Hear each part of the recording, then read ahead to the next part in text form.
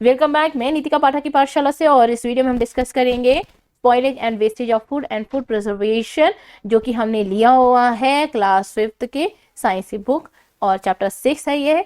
और इसमें हमने डिस्कस करना है कि कैसे स्पॉइल होता है फूड और क्या क्या तरीके हैं जिससे कि हम उसे बचा सकें। और ये जो टॉपिक है ये बहुत ही इंटरेस्टिंग टॉपिक है, अगर आप इसे थोड़ा सा समझोगे आपको समझ आ जाएगा। तो ये पढ़ने की जो आपकी आवश्यकता क्या है इसकी, यानी आपको इसकी नेसेसिटी क्या है, तो ये है कि आप समझें कि फूड जो है वो खराब या फिर स्पॉइल किस वजह से होता है और हमें क्या क्या तरीके हैं जिससे कि हम अपने फूड को बचा सकें। क्योंकि लोग जो है वो ज़्यादा हैं, यानी पॉपुलेशन ज़्यादा है, फूड जो अवेलेबिलिटी कम है, तो हमें ये चीज़ को समझना पड़ेगा कि हमें इन चीज़ों को वेस्ट नहीं करना। तो यहाँ पर आपके पास यहाँ जो डिस्कस करते हैं ये एक फिलोसोफर है जिनके बारे में बताया गया है कि उनका जो मानना था कि फूड जो है वो गॉड का एक फॉर्म है। वो कौन है फिलोसोफर? अन्नम प्रभा स्वरूपम। ठीक है, यहाँ पर उनकी जो ओल्ड सेइंग है, यानी उनकी जो बातें हैं वो लेकर आपको इसको कोट किया गया है कि उन्होंने ये कहा है। तो ऑब्वियसली बात है, ये आपको भी समझना है कि फूड जो है एक तरह का भगवान है, यानी गॉड है, जिसे हमें वेस्ट नहीं करना है।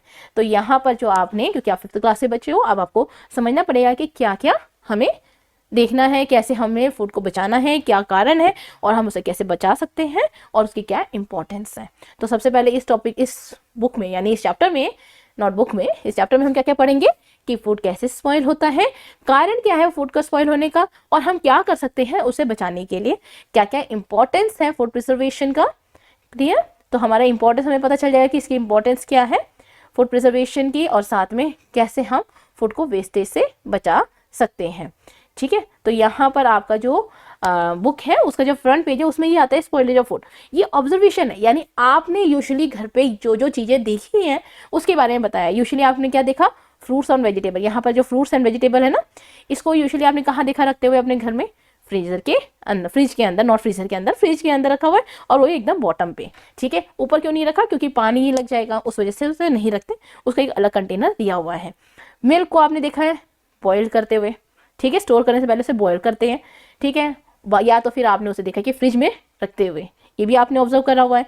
बिस्किट चिप्स को कहाँ रखते हैं? डब्बे में, एयर टाइट डब्बे में। अगर एयर टाइट में नहीं रखेंगे तो क्या हो जाएगा? वो सिल जाते हैं ना, यानी वो सॉफ्ट सॉफ्ट से हो जाते हैं, खाने लायक नहीं रहते, तो उसे भी हमें एयर टाइट कंटेनर में रखना पड़ता है। कभी कभी आपने देखा होगा कि आपकी मम्मा जो है वो टर्मरिक पाउडर, ठीक है, टर्मरिक के पाउडर को या फिर नीम के लीफ को डब्बे में रख देती हैं। क्यों रखती हैं? ताकि इंसेक्ट ना आए। ठीक है, और दूसरा जो कच्ची, यानी रॉ किचन हो गए, raw chicken, not kitchen, raw chicken, fish और जो दूसरे नॉन वेजिटेरियन आइटम है ना, उसे या तो उसी समय बनाते हैं या फिर उसे फ्रीजर में रखते हैं। ठीक, अनियन और पोटैटोस को ऑब्वियसली बात है ड्राई में रखा जाता है, बाहर रखते हैं, फ्रिज में नहीं रखते हैं। शुगर और सॉल्ट को भी कंटेनर के अंदर रखा जाता है, ठीक है, रूम टेम्परेचर में। कर्ड को लेकिन बाहर बनाते हैं, लेकिन जैसे ही वो बन जाता है ना फिर फ्रीजर में रख देते हैं। उसका कारण आगे पढ़ेंगे। तो ये जो ऑब्जर्वेशन जो आपने देखी, इसका कारण क्या है, यानी हम क्यों रखते हैं इसे फ्रिज के अंदर में? ताकि खराब ना हो। अगर ये रखते हैं, बाहर रखते हैं, तो क्या हो जाएगा? उसका जो टेस्ट है, उसका जो अपीयरेंस है, उसकी जो स्मेल है, उन सब में चेंजेस आएगा। अगर दही को बाहर रख दोगे तो बहुत ज़्यादा खट्टा हो जाएगा, फिर कड़ी बनाते हैं, है ना, ज़्यादा खट्टा हो जाता है तो कड़ी बना लेते हैं। अगर वो नहीं बना तो फिर फेंकना पड़ता है। तो इसलिए उसे क्या करना पड़ेगा? फ्रिज के अंदर रखना पड़ेगा। फ्रूट्स नहीं रखोगे तो उसमें या तो वो ख़राब हो जाएगा। वो ख़राब कैसे दिखता है? ख़राब जैसे वो या तो ऑरेंज सा कलर हो जाएगा, उसमें वाइटिश कवर आ जाएगा, फंगस लग जाता है ना, और उसमें से बदबू आनी शुरू हो जाती है। ठीक है, ये फूड आपका मतलब नहीं हम यूज़ कर सकते हैं। तभी आपने देखा होगा एक पैकेट रैपर है ना, फूड की जो रैपर है, उसमें एक्सपायरी डेट लिखते हैं। क्यों लिखते हैं एक्सपायरी डेट? क्योंकि उसके बाद में उसमें जो उसका जो टेस्ट है, उसकी जो स्मेल है, उसमें चेंजेस आना शुरू हो जाता है। तो we should not eat the food after the expiry date. अगर हम यूज़ खाते हैं या फिर कुछ करते हैं तो उससे क्या होता है? फूड पॉइजनिंग होती है। अब यहाँ पर आपके टॉपिक बुक में क्या दिया है? Cause of spoilage of food. अब कॉज क्या है, कारण, वो अब आप पढ़ेंगे। लेकिन उससे पहले ये एक्सपेरिमेंट दिया हुआ है, यहाँ पर देखो इन्होंने दिया है कि आपको ब्रेड का पीस ले लो, है ना, उसे थोड़ा सा गीला करो, मॉइस्ट करो, फिर रखो। तो ये जो एक्सपेरिमेंट करवाने का पर्पस क्या है? उन्होंने ये बताने के लिए कि ऐसा क्या क्या कारण है जिससे कि जो माइक्रो ऑर्गेनिज्म है या फंगस है वो ग्रो कर जाता है। तो उसको कुछ तो चाहिए होगा ना ग्रो करने के लिए, है ना। अगर आपके घर में पेरेंट्स नहीं है और घर आप बाहर गए हुए और आपके पास मोबाइल है, तो आप क्या करते हो? कोई नहीं देखने वाला हो तो फटाफट गेम खेलते हो, है ना। क्योंकि आपको उस समय वो एनवायरनमेंट मिल जाता है। तो उसी तरह जो माइक्रो ऑर्गेनिज्म है ना, उनको ग्रो करने के लिए भी कुछ एनवायरनमेंट चाहिए होता है। वो एनवायरनमेंट क्या है? मॉइस्चर, गर्माहट, हीट नहीं, गर्माहट चाहिए। ठीक, तो यहाँ में जो पहला कारण है वो है माइक्रो ऑर्गेनिज्म। क्या करने के लिए? फूड को स्पॉइल करने के लिए। अगर हमारा फूड स्पॉइल होता है ना, तो किस कारण क्या है? पहला कारण क्या है? Micro organism. यानी अगर हम इस माइक्रो ऑर्गेनिज्म को रोक देना तो फूड तो स्पॉइल नहीं होगा। अब ये माइक्रो ऑर्गेनिज्म कैसे बढ़ते हैं भाई? ये माइक्रो ऑर्गेनिज्म को भी तो ग्रोथ करने के लिए कुछ चाहिए होगा। उसको चाहिए मॉइस्चर और वार्मथ चाहिए, हीट नहीं चाहिए। हीट और वार्मथ में फर्क है। इसे हीट नहीं चाहिए, हीट करेंगे तो मर जाएंगे। वार्म चाहिए, गर्माहट चाहिए, प्यारा प्यारा, है ना? गर्माहट जैसे गर्मी, बड़ी प्यारी प्यारी गर्मी होती है ना, वैसी चाहिए। और मॉइस्चर भी चाहिए। अब यहाँ पर कौन से माइक्रो टाइनी ऑर्गेनिज्म है? टाइनी मतलब छोटे छोटे ऑर्गेनिज्म। कैसे दिखते हैं दिखाऊं आपको? माइक्रोस्कोप के अगर अंदर दिखते हैं तो ऐसा दिखता है, कितना छोटा छोटा है, जो आप अपने नेकेड आई से नहीं देख सकते। फंगस आपको दिखते हैं, लेकिन फंगस जो है वो आपको उसके अंदर ऐसे आपको वाइट वाइट दिखेगा, लेकिन एक्चुअली में वो ऐसे होते हैं। तो जो फंगस है, बैक्टीरिया है, ये कैसे दिखते हैं? अभी हमने देखा इतने छोटे छोटे होते हैं, हमें इसे माइक्रोस्कोप से देखना पड़ता है। यही मेन कारण है किसके लिए? फूड को खराब करने में। सिर्फ अकेले यही कारण है? नहीं, और भी कारण है। ठीक है, तो हमारा मेन जो कारण अभी आ रहा है वो है पहला, माइक्रो ऑर्गेनिज्म। अब बताओ, ऐसा कोई तरीका है जिससे कि हम माइक्रो ऑर्गेनिज्म की ग्रोथ को रोक सके? सबसे पहले हम उसका जो मॉइस्चर है ना, उसे खत्म कर दें, यानी उसको सुखा दें। जो भी हमारा खाना है उसके अंदर उसका मॉइस्चर खत्म करें, यानी उसको मॉइस्चर को रिमूव करें, यानी सुखा दे। धूप में सुखाओ या मशीन में सुखाओ, कहीं में भी सुखा दो, ये ज़्यादा दिन तक चल जाएगा। वार्मथ, ठीक है, गर्माहट अगर उसको कम ज़्यादा ना मिले, यानी फ्रीजर में रख दो या बहुत ही गर्म कर दो, है ना? तो keep the food at low temperature so that the growth of fungi and bacteria reduces. Clear हो गया? तो माइक्रो ऑर्गेनिज्म एक कारण है, एक कारण, पहला कारण कि जिसकी वजह से फूड स्पॉइल होता है। तो दूसरा कारण क्या हुआ? एंजाइम। दूसरा क्या है? एंजाइम। एंजाइम क्या होता है? ये हमारे पेट में भी है एंजाइम। अगर आपकी बॉडी देखेंगे ना, आपकी बॉडी के अंदर में एंजाइम्स हैं और ये हेल्प करता है आपकी बॉडी को फिट रखने में। लेकिन ये फ्रूट में भी होता है, वेजिटेबल्स में भी होता है। अब इनका काम क्या है? ये जो है ये फूड को, फ्रूट्स को, वेजिटेबल्स को पकाने का काम करते हैं। आप देखते हैं ना, अचानक से ग्रीन होता है फिर येलो हो जाता है, तो कुछ तो होता होगा उसके अंदर। उसके अंदर एंजाइम प्रेजेंट होते हैं जो उसे पका देते हैं। ठीक है, राइपनिंग ऑफ फ्रूट्स को कौन करता है? राइपनिंग ऑफ फ्रूट, वेजिटेबल, ये सब को कौन काम करता है? एंजाइम करता है। तो एंजाइम क्या होते हैं? Enzyme are the chemical that are present in all fruits and vegetables. सारे फ्रूट्स और वेजिटेबल्स में एंजाइम्स प्रेजेंट होता है। ये क्या है? एक तरह का केमिकल है और यूजफुल है क्योंकि ये राइपनिंग करते हैं फ्रूट्स को।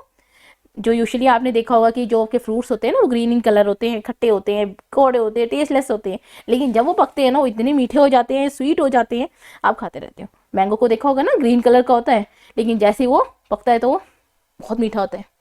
सो ये किसकी वजह से होता है? एंजाइम की वजह से। लेकिन एंजाइम क्या करता है? जैसे जैसे और होता है, क्योंकि इसकी जो केमिकल रिएक्शन है ना बढ़ता रहता है, तो धीरे धीरे धीरे धीरे और पकना शुरू होता है, जिससे कि ज़्यादा पक जाए तब भी अच्छा नहीं लगता, वो खराब होने की स्थिति में आता है। यानी कि उससे फ्लेवर लॉस होता है, कलर, अपीयरेंस, ये सब में अंतर आ जाता है। तो क्या करना चाहिए? एंजाइम को जो है ना, उसकी स्पीड अप को कम करना पड़ेगा। ये कैसे होगा? फ्रिज में रख दो। ऑब्वियसली बात है, फ्रूट को हम फ्रिज में रखते हैं ना, तो वो कम हो जाता है। ऐसा नहीं कि बंद खत्म हो जाता है कि वो सालों सालों रह जाएगा, स्पीड कम हो जाता है। खराब तो तब भी होता है, पर लेकिन उसकी जो स्पीड होने की जो प्रोसेस है ना, वो स्लो हो जाता है। क्लियर? अब नेक्स्ट आता है, तीसरा जो आता है वो है इंसेक्ट, वर्म और रैट। रैट भी बहुत सारे ग्रेन्स को ख़त्म करता है, बहुत खाता है। ये भी इन्वेज मैंने वहाँ से दिया है, आपकी बुक में नहीं है। तो ये यूजुअली जो है ऑफ एनिमल जो है ना, वो अपना घर बनाते हैं। कहाँ बना सकते हैं अपना घर? जब उनको क्या मिले? मॉइस्ट, यानी थोड़ा सा पानी और डार्कनेस मिले, यानी डार्क, अंधेरे की जगह, गीली जगह हो, तो वो वहाँ पे मस्त होके रहते हैं। कौन? इंसेक्ट, वर्म्स और रैट। ठीक, तो हमें क्लीन और ड्राई रखना चाहिए और इनको अपना घर बनाने से बचाना था। इन्हें घर नहीं बनाने देना चाहिए, या ऐसा आपने वो एनवायरनमेंट उसको क्रिएट करके देना है ताकि वो अपना घर ना बना सके और आपका जो फूड है वो आराम से स्टोर हो सके। अब कैसे हम उसे बचाएंगे? सबसे पहले जो पेरिशेबल फूड स्टफ है ना, यानी पेरिशेबल यानी जो खराब होने वाला, उसे हमें फ्रिज में, रेफ्रिजरेटर में स्टोर करके रखना पड़ेगा।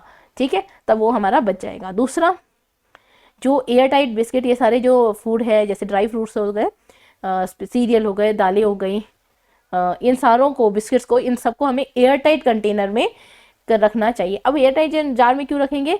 Because it help to prevent their contact with the moisture in the air, air में जो मॉइस्चर प्रेजेंट है ना उससे बचाता है। और जो शेल्फ और कवर जो है ना जहाँ पर रखते हैं वो हमेशा क्लीन और ड्राई होना चाहिए। तो ये दो तरीके अब यहाँ पर आपको दिए हैं।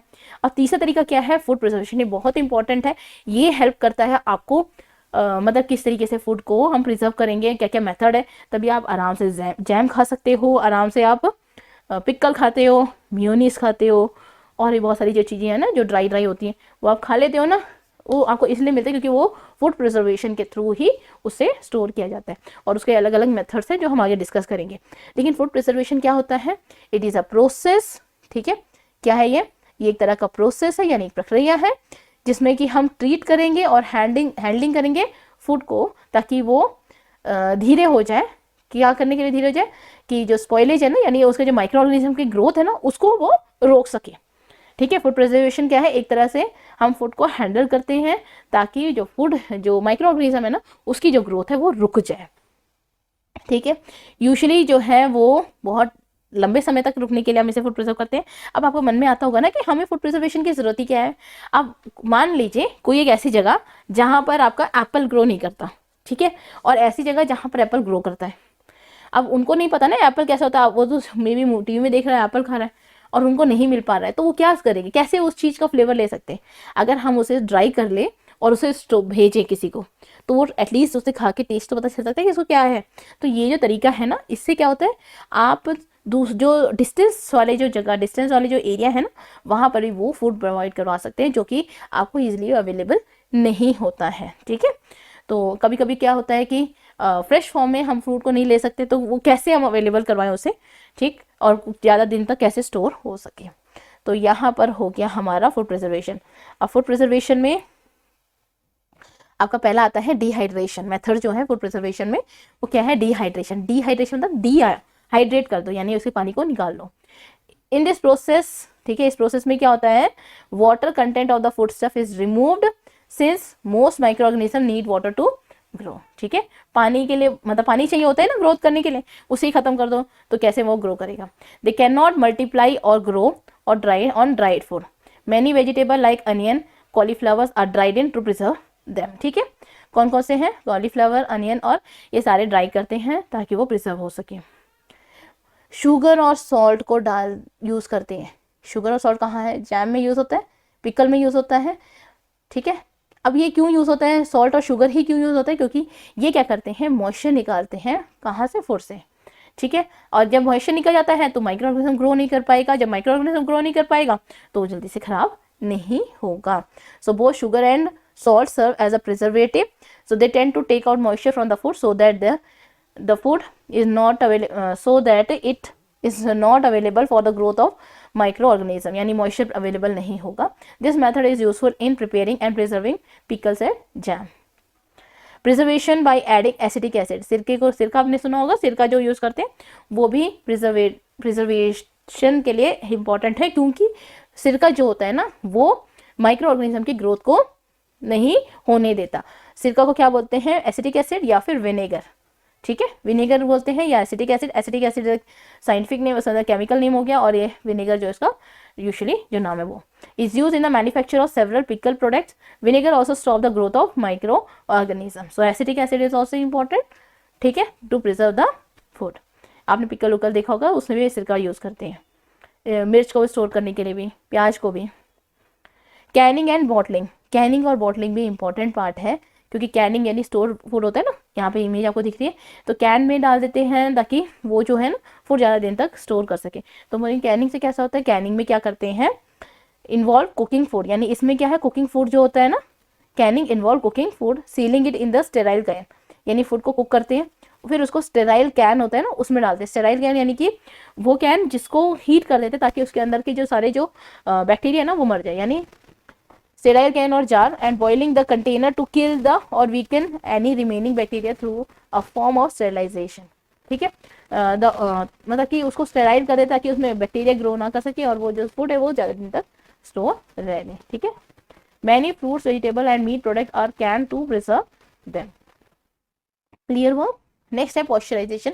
पॉस्चराइजेशन में क्या है, ये लुईस पॉस्चर थे, ठीक है, जिन्होंने पॉस्चराइजेशन मतलब उनके नाम पर बनाया क्योंकि उन्होंने ये तरीका बताया था। ये माइक्रोबायोलॉजिस्ट से, इन्होंने क्या करा, कहा कि हम जो मिल्क है ना उसको स्टोर कैसे कर सकते हैं, क्योंकि पहले जो था ना मिल्क एक जगह से दूसरी जगह पहुंचाने में ही खराब हो जाता था, यहाँ पर निकाला शाम 2 घंटे के बाद में वो खराब हो जाता था।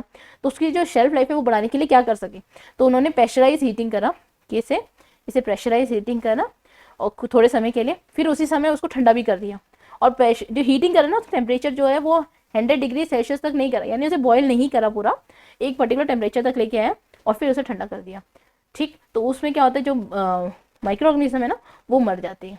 ठीक है, और जब वो मर जाते हैं तो ऑब्वियसली बात है वो चीज़ को खराब नहीं करते। क्लियर, तो it is a process in which the food product is subjected to pressurize heating for a short time followed by immediate cooling. The temperature caused during pasteurization is below 200 degree Fahrenheit और 100 degree Celsius below है। ठीक है, कम होना चाहिए। Milk is pasteurised to kill microorganism, however many more heat resistance organism, और भी बहुत सारे जो हीट रेजिस्टेंस ऑर्गेनिज्म है ना वो भी इसमें कम हो जाते हैं, ताकि वो ताकि वो कंप्लीट वो उसकी शेल्फ लाइफ बढ़ जाए। लेकिन इसका मतलब ये नहीं है कि वो पूरी तरह से निकल जाते हैं, घर में लाने के बाद उसे उबाल के पीना चाहिए। ठीक है, तो hence pasteurized milk must generally be stored under refrigeration to keep the bacteria growth in it under control। तभी हम उसे किस में रखते हैं, फ्रिज में रखते हैं। ये जो है ना ये एक सेटअप है जहाँ पर मतलब कि मिल्क को पॉस्चराइज किया गया है। ठीक है, तो आपको क्लियर हो गया। अब पॉस्चराइजेशन इनएक्टिवेट सम एंजाइम। अब इसमें क्या होता है, पॉस्चराइजेशन में कुछ एंजाइम्स जो होते हैं उसको इनएक्टिवेट कर देता है और उसकी शेल्फ लाइफ को बढ़ा देता है। ठीक, Pasteurization has been named after the well-known microbiologist Louis Pasteur। ठीक है, drinking unpasteurized milk is generally not safe as we can get disease due to the presence of disease-causing microorganism। Drink fresh and pasteurized milk। हमेशा fresh और pasteurized milk पीना चाहिए और वो भी उबाल के। नेक्स्ट मेथड है हमारा रेफ्रिजरेशन। हमें क्या है, कोई भी फूड को रेफ्रिजरेटर में रख देना चाहिए जिससे कि उसकी जो शेल्फ लाइफ है वो बढ़ जाए और जो माइक्रो ऑर्गेनिज्म का ग्रोथ है वो रुक जाए, क्योंकि लो टेम्परेचर में वो ग्रो ही नहीं कर पाएगा। ठीक है, तो यहाँ माइक्रो ऑर्गेनिज्म और एंजाइम जो है वो डीएक्टिवेट हो जाते हैं लो टेम्परेचर में और फूड जो स्पॉइलेज होना है वो कम हो जाता है। आई होप वो क्लियर हो गया। नेक्स्ट है वैक्यूम पैकिंग। वैक्यूम पैकिंग भी आपने देखा होगा, जो आपके वैक्यूम पैकिंग में क्या करते हैं, उसके ऑक्सीजन को रिमूव कर देते हैं। माइक्रो ऑर्गेनिज्म को ग्रोथ करने के लिए क्या चाहिए, सांस भी तो चाहिए और उसको ऑक्सीजन मिलता है, तो ऑक्सीजन से वो ग्रो करता है। जब ऑक्सीजन को ही रोक देंगे तो कहाँ ग्रो करेगा। In this method air is removed from the package prior to sealing. The vacuum thus created reduced oxygen in the package. This limits the growth of bacteria or fungi in the package. This method is commonly used to store dry fruit like cereal, nuts, coffee, cheese and potato chips। ठीक है, आपने देखा होगा कि आपके जो घर में आप जो चिप्स खाते हो वो इतना फूला फूला होता है, लेकिन उसके अंदर से कंटेंट तो थोड़ा सा निकलता है। तो फुलाते क्यों है इसे, वो फुलाते इसलिए क्योंकि उसके अंदर क्या है, नाइट्रोजन भर देते हैं, ताकि आपका जो चिप्स है ना उसमें से स्मेल ना आए। तो ऐसा क्या होता है, जब हम उसमें कुछ नहीं रखते ना, तो जो ऑयल है, जो आप ऑयल जिसमें ऑयल मतलब वो करते हैं, तो वो जो है ना वो ऑक्सीजन के साथ में रिएक्ट कर देता है और वो रैंसिड बना देता है। ठीक है, और जिससे एक अलग सा टेस्ट, उसका टेस्ट, उसमें स्मेल सब चीज़ आ जाती है। तो उससे बचाने के लिए नाइट्रोजन गैस भरते हैं ताकि वो जो स्मेल है ना वो ना आ सके। यहाँ पर आपको इमेजेस दिए हुए हैं थोड़े से, जिसमें कि वैक्यूम पैकिंग का है जो कि बुक में नहीं है। अब इंपॉर्टेंस क्या है, ये देखो इंपॉर्टेंट है, ये ही मेन आएगा कि क्या ये इंपॉर्टेंट है फूड प्रिजर्वेशन का। और वैसी बात है कि आपको उसकी न्यूट्रिटिव वैल्यू जो है वो मेंटेन करने में हेल्प करता है। It help to maintain the nutritive value of the food, increase the shelf life of the food, जिसकी वजह से सप्लाई बढ़ जाती है और ज़्यादा लोगों को मिलता है और दूर दूर जगह के लोगों को भी मिल जाता है जहाँ पर ये चीज़ें नहीं ग्रो करती। और दूसरी बात है सीजनल जो फ्रूट होते हैं ना, जो फूड होते हैं वो पूरे साल भर मिलता है, वरना अभी ग्रो करा फिर अगले मतलब कुछ जो फ्रूट रहते हैं ना, कुछ जो वेजिटेबल्स होते हैं, फ्रूट होते हैं, वो सिर्फ 6 महीने के लिए ग्रो करते हैं और उसको टेम्परेचर चाहिए, उसका अलग अलग मतलब जैसे कुछ ठंड में ग्रो करता है, कुछ गर्मी में ग्रो करता है। तो जब आप उसे स्टोर करना सीख जाते हो यानी रख पाते हो तो आप उसे उस टाइम भी यूज़ कर सकते हो जब वो ग्रो नहीं करता। साथ ही साथ में वेस्टेज जो है वो कम होती है, ताकि आपने स्टोर कर दिया तो मतलब वेस्टेज नहीं होता। Adding variety to the diet में वैरायटी भी देता है साथ ही साथ में। ठीक, और some fruits and vegetables are can not be easily grown due to the unfavourable soil and weather condition, तो their non availability can overcome through the import of reserve fruit and vegetable from other part of the world. ठीक, तो ये सारे जो है ये इसका importance है फूड प्रिजर्वेशन का। अब आता है वेस्टेज ऑफ फूड, जो कि आपको पता है कि हमें फूड को वेस्टेज नहीं करना चाहिए। क्लियर, फूड जो है, क्योंकि ऐसे बहुत सारे लोग हैं जिनको खाने को नहीं मिलता। सो आप उतना ही लो जितना आपसे खाया जाता है। ऐसे नहीं कि आपको मन कर रहा है खा लिया वेस्ट कर दो, नहीं, उतना ही लो जितना आपने खाना है, ठीक है। So you have to follow कि हमेशा ये याद रखना है कि take what you eat and eat what you take, और जो तुमने लिया है तुम उसे खाओ, उसे वेस्ट मत करो। आई होप आपको क्लियर हो गया। कोई प्रॉब्लम आती है आप मुझसे कमेंट बॉक्स में पूछ सकते हो। वीडियो पसंद आई तो लाइक कीजिए, शेयर कीजिए, सब्सक्राइब कीजिए।